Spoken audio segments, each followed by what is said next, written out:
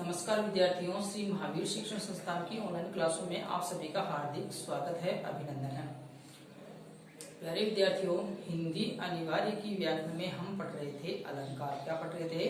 अलंकार। और अलंकारों में हम पढ़ रहे थे अर्थ अलंकार, और अर्थ अलंकार में उपमा अलंकार और उपमा अलंकार के भेदों की चर्चा पिछले वीडियो में हमने कर ली थी। आज हम बात करेंगे रूपक अलंकार और उत्प्रेक्षा अलंकार की। तो सबसे पहले हम पढ़ेंगे रूपक अलंकार के बारे में। तो आइए विद्यार्थियों, क्या है रूपक अलंकार, इसके लक्षण क्या है और उदाहरण क्या है।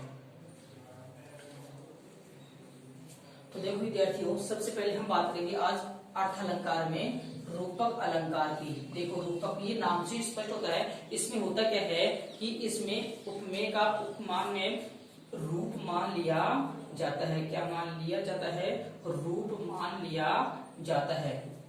और ये रूप से ही क्या बन गया? रूपक बन गया। रूप से ही क्या बन गया? रूपक बन गया। अर्थात इसमें एक जो वस्तु है, एक वस्तु की दूसरी वस्तु का, एक वस्तु में दूसरी वस्तु का रूप मान लिया जाता है। पिछले वीडियो में हमने चर्चा की थी उपमा की। उपमा अलंकार में हमने एक वस्तु की समानता दूसरी वस्तु से की थी। इसमें एक वस्तु का रूप दूसरी वस्तु में माना जाएगा। तो देखो, अगर हम परिभाषा की बात करें, लक्षण की बात करें कि जहां उपमान के द्वारा, पहले विद्यार्थियों पिछले वीडियो में हमने उपमान और उपमेय जो है अच्छे से पढ़ लिया था। ये उपमान क्या है? जिससे तुलना की जाए। उपमान क्या है? उपमान देखो ये रहा, जिससे तुलना की जाए या जिस वस्तु से तुलना की जाए। कि जहां उपमेय के द्वारा, जहां उपमान के द्वारा उपमेय को, उपमेय क्या है? जिसकी तुलना की जाए था, जो वर्णित वस्तु है उसकी। जहां उपमान के द्वारा उपमेय को इस प्रकार उपमित किया जाए कि उपमेय और उपमान में अभेद संबंध स्थापित हो जाए। देखो विद्यार्थियों, एक तो होता है भेद। भेद का मतलब होता है अंतर। भेद का अंग भी होता है, भाग भी होता है, लेकिन यहाँ पर भेद मतलब किसी प्रकार का कोई अंतर। और अभेद, ए का अर्थ होता है नहीं, अर्थात जिसमें किसी प्रकार का कोई भेद नहीं होता है, किसी प्रकार का कोई अंतर नहीं होता है, अर्थात दोनों को एक ही मान लेना। तो अभेद संबंध स्थापित हो जाए। जहां उपमेय और उपमान में अभेद संबंध स्थापित हो जाए, वहां रूपक अलंकार होता है। कहने का मतलब ये है कि जहां उपमेय और उपमान को एक ही मान लिया जाता है, या दोनों को एक ही रूप मान लिया जाता है, वहां रूपक अलंकार होता है। आगे सुनिए, इसमें एक वस्तु पर दूसरी वस्तु का आरोप किया जाता है। क्या किया जाता है? आरोप किया जाता है। अर्थात एक वस्तु को दूसरी वस्तु का रूप मान लिया जाता है। या हम यूं कहें, यहाँ पर एक जो वस्तु है, उस एक वस्तु को दूसरी वस्तु का रूप मान लिया जाता है। ये बात आपको विशेष ध्यान रखना है। और जहां एक वस्तु को दूसरी वस्तु का रूप मान लिया जाता है, वही कौन सा अलंकार होता है? रूपक अलंकार होता है। अभेद आरोप की प्रक्रिया चलती रहती है। अभेद अर्थात किसी प्रकार का यहाँ कोई भेद नहीं होता है, किसी प्रकार का कोई अंतर इन दोनों में नहीं होता है, दोनों को एक ही रूप मान लिया जाता है। अर्थात एक वस्तु का दूसरी वस्तु में, एक वस्तु का दूसरी वस्तु का रूप, एक वस्तु को दूसरी वस्तु का रूप यहाँ पर मान लिया जाता है। और यहाँ पर अभेद आरोप की प्रक्रिया चलती रहती है, वहां रूपक अलंकार होता है। तो आइए हम उदाहरणों के माध्यम से समझते हैं।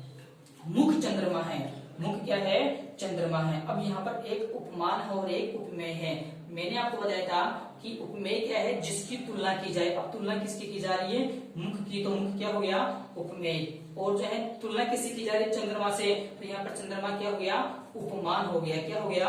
उपमान हो गया। लेकिन यहाँ पर देखो, इसमें मुख पर चंद्रमा का आरोप है। मुख पर किसका आरोप है? चंद्रमा का आरोप है। अर्थात मुख को चंद्रमा का रूप दे दिया गया है। मुख को चंद्रमा का रूप मान लिया गया है। मुख को किसका रूप माना गया है? चंद्रमा का रूप माना गया है। मुख को किसका रूप माना गया है? चंद्रमा का रूप माना गया है। अतः यहाँ रूपक अलंकार है। अतः यहाँ पर कौन सा अलंकार है? रूपक अलंकार है।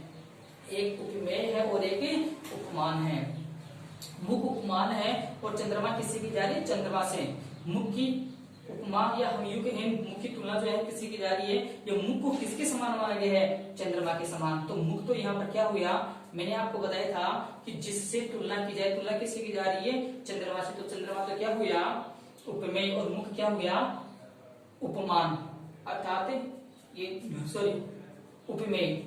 जिसकी तुलना की जाए, तुलना किसकी की जा रही है, मुख की, तो मुख क्या हो गया, उपमेय, और चंद्रमा क्या हो गया, उपमान। तो यहाँ पर मुख पर चंद्रमा का आरोप है। मुख पर किसका आरोप है, चंद्रमा का। या हम यूं कहे कि मुख को चंद्रमा का रूप दे दिया गया है, या मुख को चंद्रमा का रूप मान लिया गया है, अतः यहाँ रूपक अलंकार है। कौन सा अलंकार है, रूपक अलंकार है।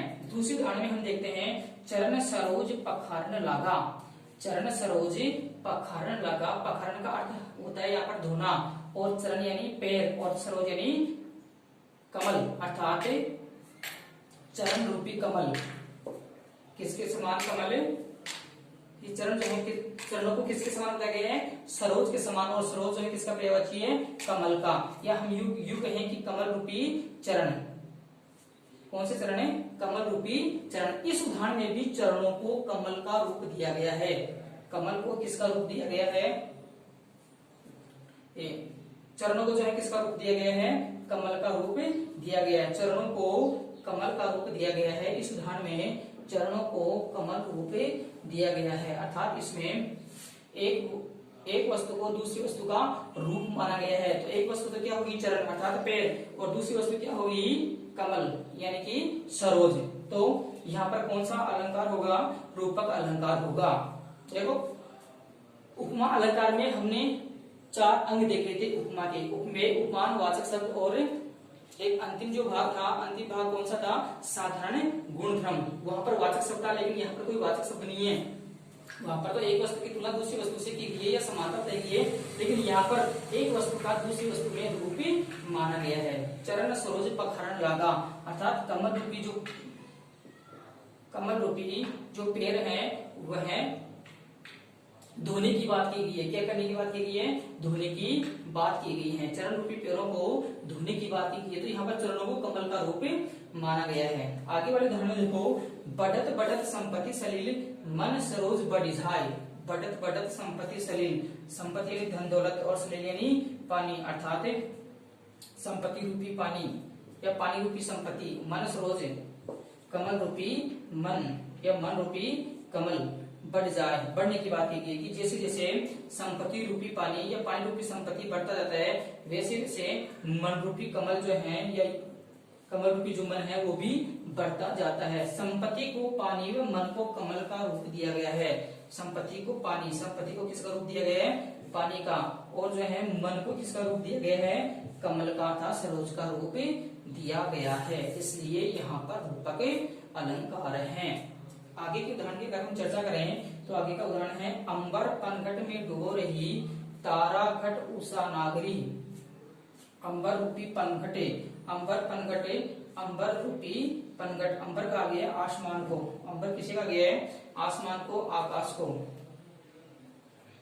और पनघट किसी का गया है, पनघट वह स्थान होता है जहाँ औरतें जो है पानी भरती हैं। में डुबो रही तारा घटे, तारा हम सब जानते हैं तारे, और घट, घट यानी घड़ा, अर्थात तारे रूपी घड़े। उषा नागरी, उषा, उषा का गया संध्या को, सॉरी उषा का गया प्रातः काल को, और नागरी, नागरी का गया है चतुर को। ये नागरी जो है स्त्रीलिंग शब्द है, नागर वैसे चतुर होता है, और नागरी शब्द जो है वो स्त्रीलिंग है। तो प्रस्तुत पंक्ति में उपमेय, उपमेय क्या है, अंबर, उपमेय क्या है, अंबर। तो अंबर में उपमान, उपमान क्या हो गया, पनघटे, और आगे जो है उपमेय क्या है, तारा, और उपमान क्या हो गया, घटे, और इसके बाद में उपमेय क्या है, उषा, और उपमान क्या है, नागरी। नागरी का भेद रहित आरोप है। कौन सा आरोप है, भेद रहित आरोप है।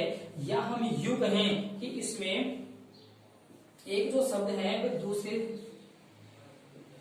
शब्द का रूप माना गया है, एक शब्द का दूसरे शब्द में रूप माना गया है। क्या माना गया है, रूप माना गया है। जो अंबर है, अंबर को क्या कहा गया है, पनघट का रूप माना गया है, अंबर को पनघट का रूप माना गया है। तारे को जो है गड़े का रूप माना गया है, और उषा को जो है नागरी का रूप माना गया है। अर्थात हम यूं कहें कि यहाँ पर उपमेय अंबर में उपमान जो पनघट है उस पनघट का, और इसमें ये जो तारा है तारा में घट का, और उषा का जो नागरी है उस नागरी का भेद रहित आरोप है। कौन सा आरोप है, भेद रहित आरोप है, अर्थात किसी प्रकार का कोई भेद इसमें नहीं किया गया है, इसमें अभेद है, अर्थात अभेद संबंध स्थापित किया गया है। क्या संबंध स्थापित किया गया है? अभेद संबंध स्थापित किया गया है। अतः यहाँ पर कौन सा अलंकार है? रूपक अलंकार है। कौन सा अलंकार है? रूपक अलंकार है। रूपक के भेद की अगर बात करें तो रूपक के 3 भेद होते हैं। कितने भेद होते हैं? 3 भेद होते हैं, जिसमें पहला है साम रूपक, दूसरा है निरंग रूपक और तीसरा है पारंपरिक रूपक। प्यारे विद्यार्थियों, रूपक के भेदों की जो चर्चा है वह आपसे नहीं की गई है, या हम यूं कहें कि परीक्षा में रूपक अलंकार के जो भेद हैं वह नहीं पूछे जाते हैं, केवल रूपक अलंकार की चर्चा ही की जाती है, या हम यूं कहें केवल रूपक अलंकार ही परीक्षा में पूछा जाता है। इसके भेद आपके परीक्षा में नहीं आते हैं। हम इतनी ही जो है चर्चा करेंगे। आगे का जो अलंकार है वह है उत्प्रेक्षा। उत्प्रेक्षा अलंकार की हम चर्चा करेंगे। तो आइए विद्यार्थियों, अब हम चर्चा करते हैं उत्प्रेक्षा अलंकार की। कौन से अलंकार की?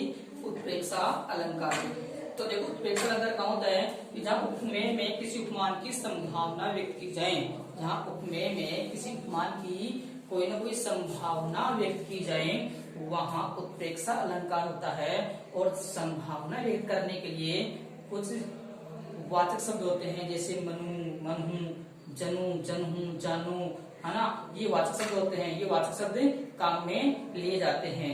तो यहाँ पर ये वाचक शब्द भी हमें देखने हैं। जैसे उपमा अलंकार में हमने वाचक शब्द देखे थे कौन से, जैसे सा, शी, से, सरिस, सम, सदृश, है ना।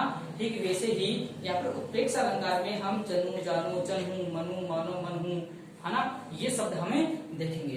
तो देखो कहाँ होता है उत्प्रेक्षा अलंकार। सबसे पहले हम बात करेंगे लक्षण और परिभाषा की। जहां उपमेय में किसी उपमान की संभावना व्यक्त की जाए, क्या व्यक्त की जाए? संभावना व्यक्त की जाए। बस इस संभावना का आपको ध्यान रखना है, वहां उत्प्रेक्षा अलंकार होता है। ज्यादा लंबी चौड़ी परिभाषा नहीं, छोटी सी परिभाषा है कि जहां उपमेय में किसी उपमान की संभावना व्यक्त की जाती है, वहां उत्प्रेक्षा अलंकार होता है। और संभावना व्यक्त करने के लिए देखो कौन कौन से वाचक शब्द हैं? मानो, मनु, मनहु, जानो, जनू, जनहु, जो, मनो आदि वाचक शब्दों का प्रयोग किया जाता है। हमें काव्य की पंक्ति में इन वाचक शब्दों का भी ध्यान रखना है। जहां कहीं भी इनमें से कोई भी एक वाचक शब्द आ जाए, वहां निश्चित रूप से उत्प्रेक्षा अलंकार होगा। वहां निश्चित रूप से उत्प्रेक्षा अलंकार होगा। देखो हम उदाहरण की चर्चा करते हैं। सोहत ओढ़े पीत पटे, श्याम सलोने गाते, मनहु नीलमणि सेन पर आतप पर्यो प्रभात। सबसे पहले तो हमें वाचक शब्द देखना है। क्या देखना है? वाचक शब्द। देखो ये रहा मनहु और ये रहा मनहु। तो निश्चित रूप से यहाँ पर कौन सा अलंकार होगा? उत्प्रेक्षा अलंकार होगा। कौन सा अलंकार होगा? उत्प्रेक्षा अलंकार होगा। तो देखो किस प्रकार से होगा। सोहत, सोहत यानी अच्छा लगना, ओढ़े पीत पट, पीत पट यानी पीले वस्त्र, श्याम सलोने गात, श्याम भगवान श्री कृष्ण के लिए आया है, सलोने यानी सुंदर, गात यानी शरीर। कहने का मतलब ये है कि भगवान श्री कृष्ण ने अपने शरीर पर जो पीले वस्त्र जो ओढ़ रखे हैं, जो धारण कर रखे हैं, वे बहुत ही सुंदर दिखाई दे रहे हैं। भगवान श्री कृष्ण ने भगवान श्याम में अपने शरीर पर जो पीले वस्त्र जो धारण कर रखे हैं, पीत पट यानी पीले वस्त्र जो धारण कर रखे हैं, सोहत यानी बहुत ही अच्छे लग रहे हैं, सलोनी गात यानी सुंदर शरीर पर, गात गात का अर्थ होता है शरीर, अपने शरीर पर जो पीले वस्त्र धारण कर रखे हैं वह बहुत ही सुंदर दिखाई दे रहे हैं। मनहु, मानो, देखो मनहु यहाँ पर माना गया है, संभावना व्यक्त की गई है। नीलमणि सेल पर, सेल का गया पर्वत को, जैसे नीलमणि से युक्त किसी पर्वत पर आतप पर्यो प्रभात, सुबह की प्रातःकालीन किरणें गिर रही है। और प्रातःकालीन सुबह की जो किरणें होती है बहुत ही सुंदर होती हैं।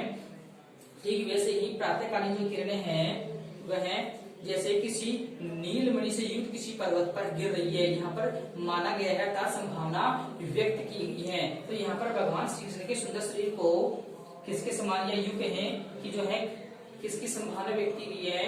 नील, उनके पीले वस्त्र से युक्त जो शरीर है, उस शरीर को किसके समान माना गया है कि जैसे कोई नीलमणि से युक्त अगर कोई पर्वत है और उस पर्वत पर प्रातःकालीन जो किरणें हैं वह गिर रही हैं। तो जिस प्रकार से प्रातःकालीन किरणें नीलमणि पर्वत पर गिरती है और बहुत ही सुंदर दिखाई देता है, ठीक उसी प्रकार से भगवान श्री कृष्ण भी अपने शरीर पर पीले वस्त्र धारण किए हुए बहुत ही सुंदर दिखाई दे रहे हैं। तो यहाँ पर संभावना व्यक्त की गई है। देखो हम देखते हैं स्पष्टीकरण। यहाँ पर इन पंक्तियों में श्री कृष्ण के सुंदर श्याम शरीर में नीलमणि पर्वत की और उनके शरीर पर शोभायमान पीताम्बर यानी कि पीले वस्त्र में सुबह की धूप की मनोरम कल्पना की गई है। और यहाँ पर मनहु जो है वाचक शब्द है, इस वाचक शब्द का प्रयोग भी किया गया है। कहने का मतलब यह है कि यहाँ पर संभावना व्यक्त की गई है। क्या व्यक्त की गई है? संभावना व्यक्त की गई है। अर्थात हम यूं कहें कि भगवान श्री कृष्ण का जो शरीर है पीले वस्त्रों से युक्त नीलमणि शैल के समान दिखाई दे रहा है कि जिस पर प्रातःकालीन सूर्य की किरणें गिर रही हो, ठीक वैसे ही भगवान श्री कृष्ण का सुंदर शरीर दिखाई दे रहा है। दूसरा उदाहरण है चमचमात चंचल नयन बीच घूंघट पट छीन मनहु सुर सरिता विमल जले उछलते जुगमीन। यहाँ पर मछली का वर्णन किया गया है। किसका वर्णन किया गया है? मछली का वर्णन किया गया है। मीन मीन मीन मीन का अर्थ है मछली जो पानी में रहती है।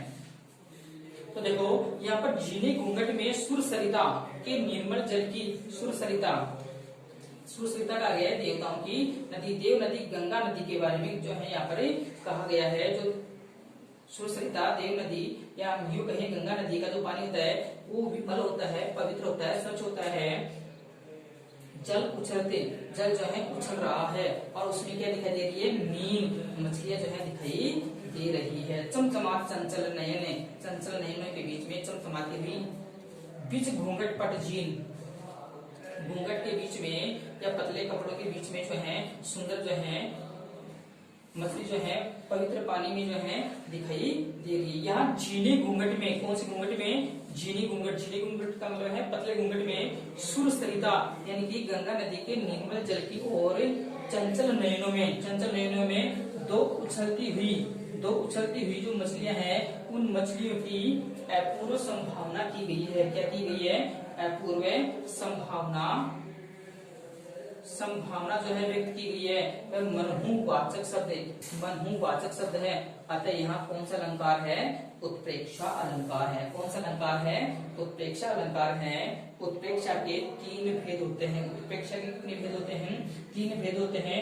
वस्तुत्प्रेक्षा, हेतुत्प्रेक्षा और फलोत्प्रेक्षा। तो प्यारे विद्यार्थियों एक बार हम जो है फिर से रिवीजन कर लेते हैं। उत्प्रेक्षा अलंकार कहाँ होता है? उत्प्रेक्षा अलंकार वहाँ होता है जहाँ में किसी मान की संभावना व्यक्त की जाती है, वहाँ उत्प्रेक्षा अलंकार होता है। और संभावना व्यक्त करने के लिए मान को मनु, मनहु, जामो, जनहु, जनहु, जो, मनो आदि वाचक शब्दों का प्रयोग किया जाता है। उदाहरण की अगर हम बात करें तो सोहत ओडे पीत पट श्याम सलोने गात मनहु नीलमणि शैल पर आत्म करियो प्रभात। यहाँ पर भगवान श्री कृष्ण का सुंदर जो शरीर है जिस पर पीले वस्त्र जो है उन्होंने धारण कर रखे हैं उनकी संभावना व्यक्त की गई है। किसके समान? जैसे प्रातःकालीन सूर्य की किरणें किसी नीलमणि पर्वत पर गिर रही हों। दूसरे उदाहरण में यहाँ पर एक जो मछली है उस मछली की जो है बारे में कहा गया है चमचमात चंचल नयन बीच घूंघट पर झीन मनहु सुर सरिता विमल जल उछलते जुगमीन। यहाँ झीने घूंघट में सुर सरिता यानी कि जो गंगा नदी है उस गंगा नदी के निर्मल जल की ओर चंचल नयनों में दो उछलती हुई मछलियों की अपूर्व संभावना व्यक्त की गई है। अतः यहाँ पर कौन सा अलंकार है? उत्प्रेक्षा अलंकार है। उत्प्रेक्षा के तीन भेद मैंने आपको बताए, वस्तुत्प्रेक्षा, हेतुत्प्रेक्षा और फलोत्प्रेक्षा। तो प्यारे विद्यार्थियों इन तीनों अलंकारों में, तीन अलंकार मैंने आपको कौन कौन से पढ़ा दिए? एक तो उपमा अलंकार और एक रूपक अलंकार और एक उत्प्रेक्षा अलंकार। इनमें कंफ्यूजन होने की आवश्यकता बिल्कुल भी नहीं है। एक बार मैं फिर से मैं जो है इनके बारे में बता देता हूँ। उपमा अलंकार में एक वस्तु को दूसरी वस्तु, एक वस्तु की तुलना जो है दूसरी वस्तु से की जाती है। उपमा में क्या होता है? एक वस्तु की समानता या तुलना दूसरी वस्तु से की जाती है। रूपक अलंकार में क्या होता है कि एक वस्तु को दूसरी वस्तु का रूप मान लिया जाता है। तो रूपक अलंकार में क्या होता है? एक वस्तु को दूसरी वस्तु का रूप मान लिया जाता है। और उत्प्रेक्षा में क्या होता है कि एक वस्तु की दूसरी वस्तु से संभावना व्यक्त की जाती है। उपमा में समानता बताई जाती है। उपमा में समानता बताई जाती है, रूपक में रूप मान लिया जाता है और उत्प्रेक्षा में संभावना व्यक्त की जाती है। पर संक्षेप में आपको यही ध्यान रखना है। एक बार फिर से मैं आपको बता देता हूँ। उपमा में समानता बताई जाती है, उपमा में दो वस्तुओं के बीच में समानता बताई जाती है, रूपक में दो वस्तुओं के बीच में रूप मान लिया जाता है और उत्प्रेक्षा में दो वस्तुओं के बीच में संभावना व्यक्त की जाती है, वहां उत्प्रेक्षा अलंकार होता है। तो इस प्रकार से आपको ये चैप्टर बिल्कुल क्लियर हो जाना चाहिए। तो पहले विद्यार्थियों आप बार बार जो है रिवाइज करके जो है वीडियो को देखें, बार बार जो है इनके अलावा अन्य जो है उदाहरण आप जो है देखिए और उनकी अलंकारों की जो है पहचान कीजिए। तो पहले विद्यार्थियों आप इस वीडियो को जो है लाइक कीजिए, चैनल को सब्सक्राइब कीजिए और आप अधिक से अधिक अपने मित्रों के साथ शेयर कीजिए। धन्यवाद।